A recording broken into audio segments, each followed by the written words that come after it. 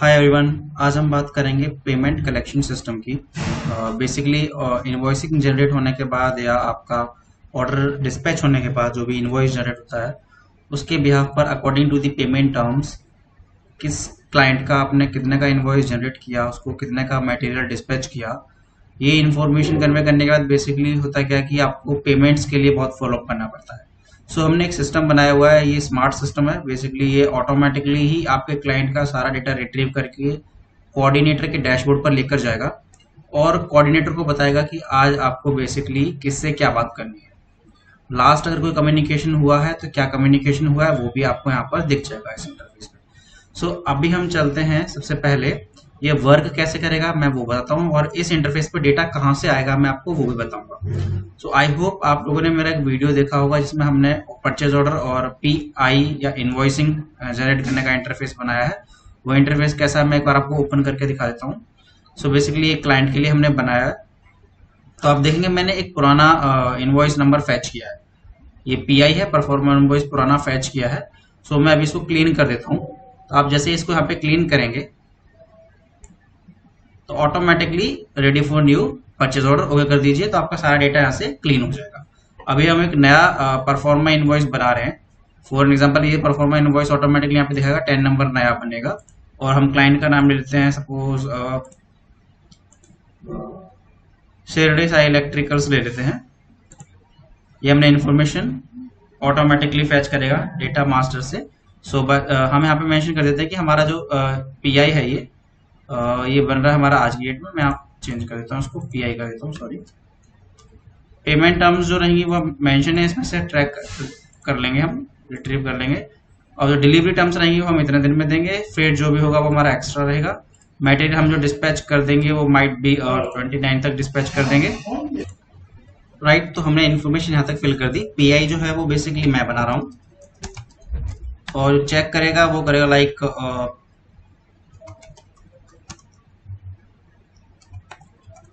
Right.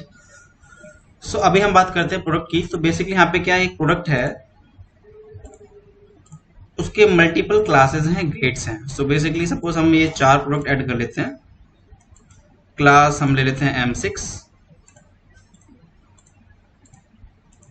Grade हमने ले लिया 0.56, साइजेस आ गए हमारे डिफरेंट डिफरेंट।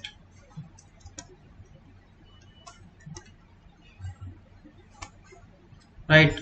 सो बेसिकली जो यूनिट ऑफ मेजरमेंट है वो इनका बैग्स में ही रहता है। Quantity suppose 2 4 5 7 8, sorry. अब यूनिट में हम डाल देते हैं प्राइस। तो सिंपल से मैंने बैग है, एक बैग की कॉस्ट है इतनी, ये पर बैग का प्राइस है। तो आप यहाँ पर देखेंगे कि जैसे हमने प्रोडक्ट जब सिलेक्ट किया था तो ऑटोमेटिकली यहाँ पे इस सिस्टम की जो अमाउंट था, अमाउंट कैलकुलेट हो गया, आ गया। जीएसटी, एसजीएसटी, आईजीएसटी नहीं आया। इसलिए नहीं आया क्योंकि हमने बैकएंड में डिफाइन नहीं किया है कि जो क्लाइंट है वो लोकल क्लाइंट है या आपका इंट्रास्टेट क्लाइंट है। सो बेसिकली मैं आपको दिखा देता हूँ, वो आप कहाँ मेंशन करोगे, वेंडर लिस्ट में आप जाइए। हमने यहाँ पे गए, हमने इसको ड्रैग कर दिया, ऑलरेडी मैंने 3 पार्ट छोड़े हुए हैं। तो आप देखेंगे यहाँ पे हमने सिलेक्ट किया तो यहाँ ऑटोमेटिकली इंटरनेट डाला हमने कि इंट्रा स्टेट क्लाइंट है तो आपका सीजीएसटी एसजीएसटी छोड़ दिया और आईजीएसटी इसने ऑटोमेटिकली कैलकुलेट कर लिया। आईजीएसटी 18% के अकॉर्डिंग इतना उसका टैक्स होगा। टैक्स इंक्लूड हो जाएगा आपकी जो एसेसेबल वैल्यू होगी उसमें और टोटल फिगर यहाँ पे बता देगा। साथ के साथ नीचे एक छोटी सी टेबल भी जनरेट हो जाएगी कि टोटल 18% जीएसटी है, वो 18% जीएसटी के अकॉर्डिंग, राइट। तो आप साथ में एक नीचे टेबल भी देखेंगे, यहाँ पर आपको एक टोटल जीएसटी कितना है, किस क्लास का जीएसटी, 18% क्लास है और जीएसटी अमाउंट आपका 9810, total GST inclusion, total amount of inclusion GST 64310 का वैल्यूएशन आ गया।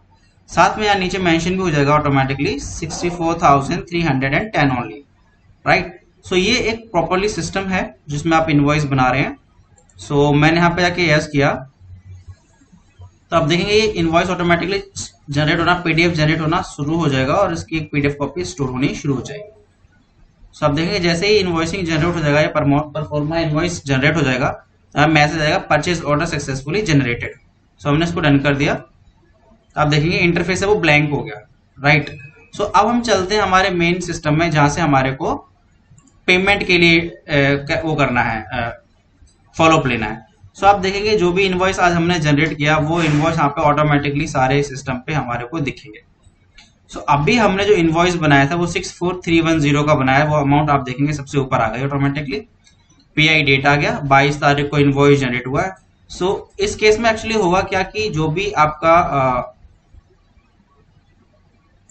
ओके, सो आप देखेंगे बेसिकली हमारा सारा डेटा यहाँ पे अपडेट हो रहा है। अब इस अपडेशन में है क्या, जो भी हमने पीआई जनरेट की वहां से, वो पीआई हमारे यहाँ पर आके आपको अपडेट हो जाएगी। अब बेसिकली ये पीआई हमारे यहाँ पर क्यों आई, नीचे क्यों नहीं आई है, क्योंकि हमने इसमें कोड किया हुआ है फंक्शन कि ये जो डेटा यहाँ पर आपका जो डैशबोर्ड पर आएगा वो according to the follow up dates.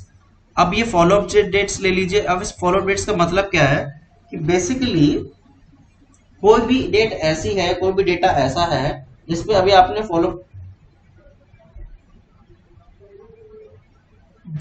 जिस पर अभी आपने कोई फॉलो अप नहीं लिया है, राइट, और वो भी नया पीआई जनरेट हुई है, तो वो उसके अकॉर्डिंग और जो अपने फॉलो अप लिए है उसके अकॉर्डिंग डेट को मैप करेगा और बताएगा कि जिसपे फॉलो अप ले लिया उस पर कब फॉलो अप लेना है, जिसपे फॉलो अप नहीं लिया वो नया पीआई है उस पर भी बेसिकली कब फॉलो अप लेना है।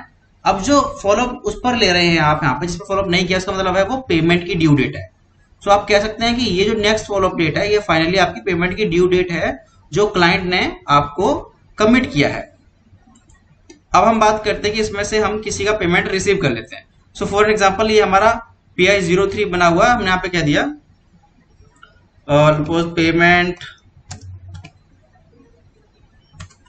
विल बी डिसबर्स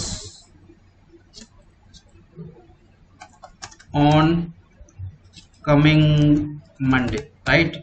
सो मैंने यहाँ डाल दिया और यहाँ मैंने मेंशन कर दिया कि लाइक पार्शियली पेमेंट रिसीव हो गई है, रेस्ट पेमेंट हमारी आएगी कब, वो यहाँ पे आप सिलेक्ट कर लेंगे। सपोज ये रेस्ट पेमेंट के लिए उसने बोला कि हम मंडे को 27 को। तो अब इस सिस्टम पे क्या आप देखेंगे यहाँ पे अगर मैं ऐसा कोई पार्ट हटा देता हूँ, या सपोज मैंने इसको हटा दिया, तो यहाँ पर आप देखेंगे यहाँ पे चेक का ऑप्शन आ रहा है। चेक का मतलब ये है कि डेटा स्टोर नहीं होने देगा जब हम कोड रन करेंगे, राइट। तो जैसे मैंने अभी यहाँ पे Ctrl+Z कर देता हूँ, दोनों कर दूंगा मैं यहाँ पे, तो यहाँ पे हमारा डेटा स्टोर होना शुरू हो जाएगा। अभी डेटा स्टोर क्यों नहीं हो रहा है, क्योंकि यहाँ पे 2 सेल्स ब्लैंक है। तो एक बार मैं इसको चेंज कर देता हूँ। ओके, तो अभी आप यहाँ पे देखेंगे हमने यहाँ पे क्या किया कि अब हमारा जो डेटा है, अगर मैं यहाँ से कुछ भी पार्ट हटा दूंगा तो यहाँ पे चेक दिखाएगा, और अगर मैंने यहाँ पे कह दिया ठीक है फुल, तो यहाँ पर हो जाएगा ब्लैंक। दैट मीन्स कि डेटा हमारा फुल है, ओके है।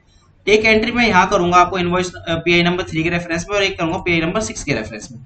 6 के रेफरेंस में हमने यहाँ पे लिख दिया need to connect with him again on suppose 25/9 इस डेट को मिलना है, ठीक है। यहाँ पे मैंने लिख दिया लाइक, मैंने अभी ऑप्शन नहीं दिया तो मैं आपके सामने यहाँ पे ऑप्शंस भी डाल देता हूँ। ओके, तो आप देखेंगे हमने यहाँ पे एक ऑप्शन डाल दिया, क्या, फॉलो अप रिक्वायर्ड। अब बेसिकली फॉलो अप रिक्वायर्ड है, कब के लिए रिक्वायर्ड है, तो आप उस पर डबल क्लिक करेंगे, आप बता देंगे कि ठीक है उन्होंने बोला है कि आप 25 में हमारे को बात करनी है। तो बेसिकली अब ये जो आप डेट डाल रहे हैं नेक्स्ट फॉलोअप, ये नेक्स्ट फॉलोअप किसी और के लिए नहीं है, ये नेक्स्ट फॉलोअप कोऑर्डिनेटर अपने लिए डाल रहा है, राइट। जो भी डेटा यहाँ पे इनपुट होगा वो कोऑर्डिनेटर को ऑटोमेटिकली उसके डैशबोर्ड पे यहाँ दिखने लगेगा। अभी के केस में क्या, अभी के केस में जो डेटा दिख रहा है वो सारा डेटा दिख रहा है, क्योंकि अभी डेटा कम है तो आपको लग भी रहा है कि डेटा भी हमारा कम है, सारी चीजें नीट एंड क्लीन है।